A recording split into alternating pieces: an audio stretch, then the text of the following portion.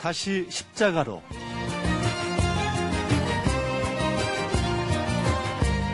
매주 수요일 우리의 신앙을 일상의 삶에 적용시켜보는 다시 십자가로 시간을 갖고 있습니다. 오늘도 눈먼 기독교의 저자 광명계명교회 박태양 목사님 자리해 주셨어요. 할렐루야 목사님 안녕하세요. 네, 반갑습니다. 정말로 좋은 아침입니다. 아멘. 송 PD님, 예. 성경적으로 신앙적으로 믿음과 동의어가 뭘까요? 힌트 드리자면 믿음의 조상 아브라함을 생각해 보시면 됩니다. 순종 같습니다. 순종. 네, 그렇죠. 순종이죠. 예, 하나님께 아브라함은 어떻게 보면 하나님께 순종하는 법을 일평생 배운 거잖아요. 네, 그래요. 바로 그건데요. 예. 믿음은 곧 순종이에요. 그래서 불순종은 불신앙인 거죠. 순종이야말로 우리의 신앙이 진짜라는 것을 증명하는 확실한 방법입니다. 네. 그런데요, 목사님, 우리가 살아가다 보면요, 몰라서 불순종하기도 하지만 어떨 땐 알면서 불순종하기도 하잖아요. 알기는 아는데 의지가 약해서요. 그렇죠. 우리는 다 약하죠.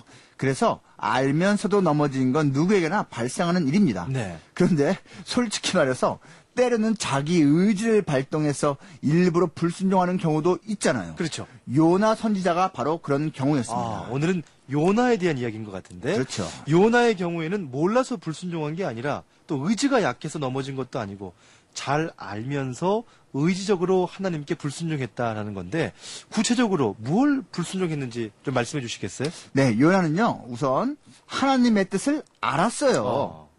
여호와의 말씀이 요나에게 임했다라고 요나서 1장 1절이 말하고 있잖아요. 예. 말씀을 알았어요. 하나님 말씀이 임했다라는 건요. 하나님의 뜻을 알았다는 의미거든요. 알면서 그는 불순종했습니다. 그래서 요나가 다른 곳으로 가려고 이제 멀리 배를 타고 도망갔잖아요. 그렇죠. 그러니까 회피하는 요나의 모습을 또 그 가운데 어떨 때는 또 우리의 모습도 발견하게 되는 것 같아요. 다 맞습니다. 예. 성경은 요나의 그런 모습을 하나님의 얼굴을 피했다고 3번 반복해서 말합니다. 네. 이것은 문학적인 표현이죠. 그런데 요나는 물리적으로도 하나님으로부터 점점 더 멀리 갔습니다. 보세요. 그는 배를 타려고 욥바로 내려갔죠. 그리고 거기서 배에 올랐다고 되어 있는데요. 이 올랐다라는 말은 히브리어로는 내려갔다와 같은 단어예요. 반복되고 있는 거예요. 예. 또한 요나는 배를 탄 후에는 배 밑층으로 내려갔고요. 거기서 깊이 잠들었습니다. 이미 큰 폭풍이 시작돼서 배가 깨지기 직전이었는데 그는 신경도 안 씁니다. 이건 아주 어리석게 담대한 거죠. 예. 요나가 이렇게 회피하고 도망하려다가 결국 물고기 뱃속에 들어가는 신세가 되는데 생각만 해도 이제 겁나는 일 아니겠습니까? 요나는 물고기 뱃속에서 비로소 회개 기도를 하게 됐잖아요. 그렇죠. 거기서 자기가 산의 뿌리까지 내려갔다라고 고백하게 됩니다. 네. 이제는 끝까지 간 거예요. 도망을 가고 가다가 결국 가장 아래까지 내려간 거죠. 네. 요나는 하나님의 뜻을 알았지만 불순종했다. 사실 목사님, 전 그저께인가요? 우리 아이하고 이야기를 나누면서 요나와 같은 경험을 한 것 같아요. 이게 맞는지 모르겠어요. 비유가. 이런 거예요. 예. 아이가 학교 1학년에 갔는데 이제 누군가가 학교에서 자기 자신의 가방을 막 이렇게 발로 막 찼다는 거예요. 그래서 하지 마, 막 이제 이랬나 봐요. 그런데 거기서 이제 우리가 이제 학교 생활할 때 뭔가 누군가 우리 자녀를 좀 해코지한다, 뭐 좀 이렇게 뭐 때리려고 한다. 그러면 그때 제가 원영아, 네가 한 2번 듣다가 3번째는 너도 때려.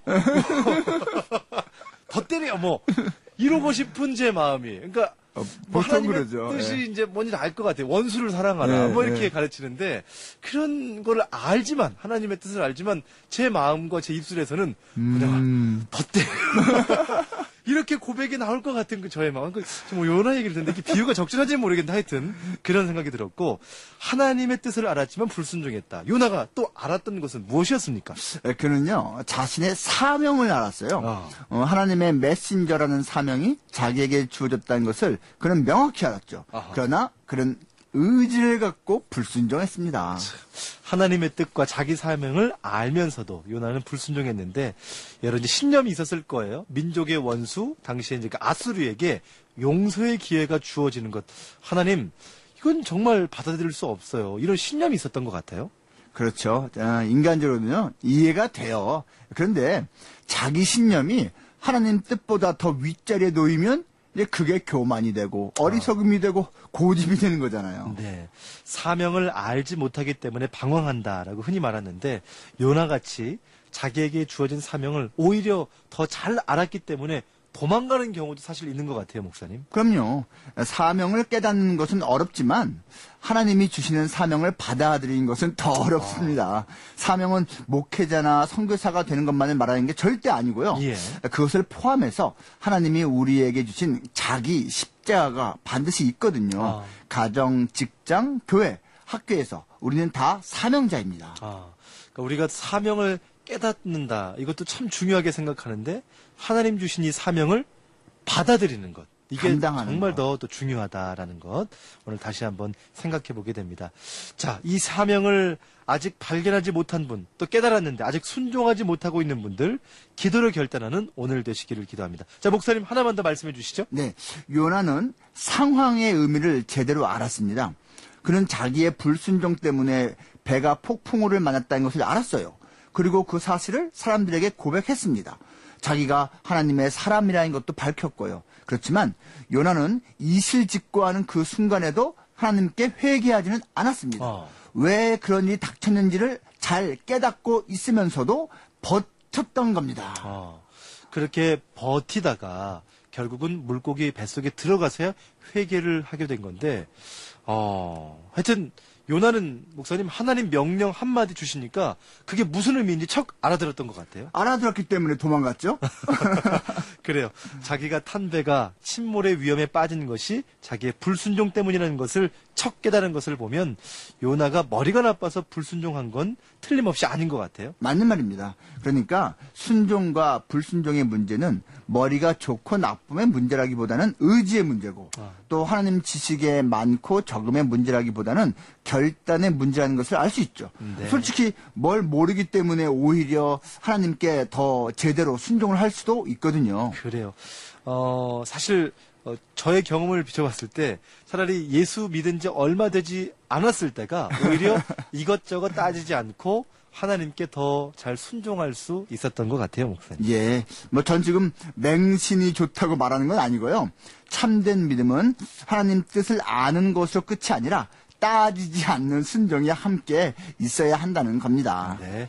여러분의 사명이 있으십니까? 그 사명을 알았다면 오늘 요나 선지자는 하나님의 뜻을 알면서도 하나님께 불순종하는 모습을 보았잖아요. 우리 극동방송 가족들은 하나님의 뜻을 알고 그 뜻에 순종하는 수많은 방송 가족들이 많이 계시는데 오늘 순종하는 아침 되면 좋겠습니다. 다시 십자가로 지금까지 광명 계명교회 박태양 목사님과 함께했습니다. 고맙습니다.